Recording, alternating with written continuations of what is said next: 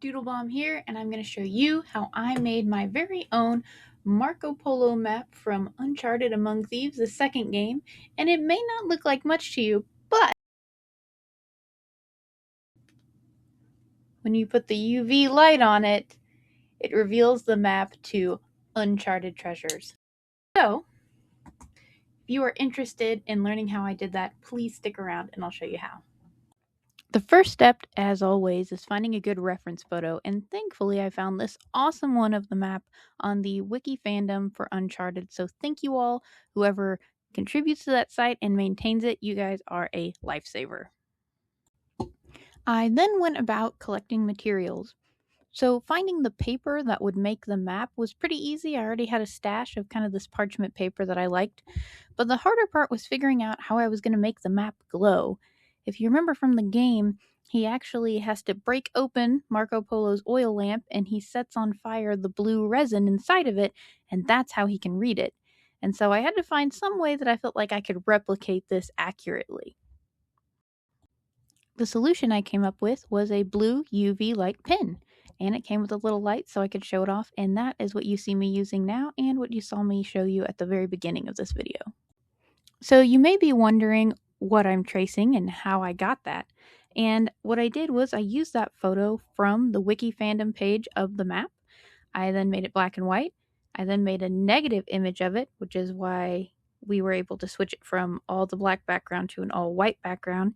Increased the contrast quite a bit to help cut clearly between the drawing and the background because there's a lot of texture in that photo. And once I had that done, I put it on my iPad and then I locked my iPad screen.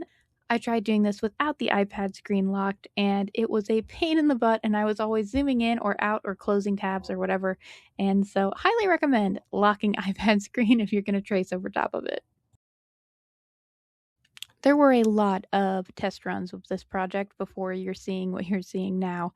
And heads up, this ink bleeds through a lot of different thicknesses of paper. And if you're using your iPad for the backlight like I am, you really don't want that. Here I am starting to notice smudges around the lettering, and I am realizing that the UV ink does not dry as quickly as I thought it did, and I find it all over my palm and then all over the rest of the page. I started off by trying to write the letters really delicately and clearly, but the point of the UV marker was just too thick and the writing was too small. So, no matter how hard I tried, it really didn't look nice and clear. So, if I were to do this project again, I would either get a much bigger image and separate the paper into chunks as I did it, or I would try and find UV blue ink that I could ideally use inside of a fountain pen, because if you look at the map and the detail, it actually shows this really cool calligraphy of the writing on it, and that would be ideal if I could ever make that happen. Here I move on to drawing all the geological features of the map, which was really fun, but also you can see that I have adopted a piece of paper under my hand, so I'm less likely to smudge the ink everywhere, and I'm very pleased to say that that did work out for the rest of the project.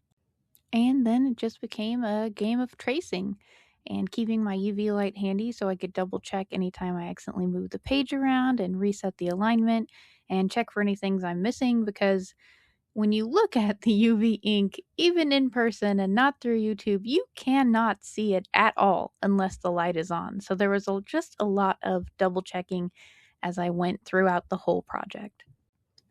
If you've made it this far into the video, thank you so much for watching. I really do appreciate it, and I would love to see any projects you all get up to.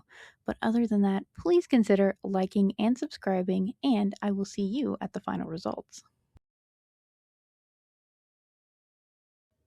I am really happy with how it turned out, and I would really like to do it on a much bigger scale, but that's a project for another day. In the meantime, let me know if there's any projects you want to see, and I'll see you on the next one.